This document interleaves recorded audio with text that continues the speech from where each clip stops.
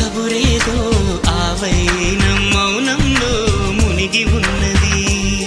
చిగురాకు చాటు చిలక ఈ అలజడి ప్రేమేగా, అనుకోని దారి గనక ఈ తికమక తప్పదుగా.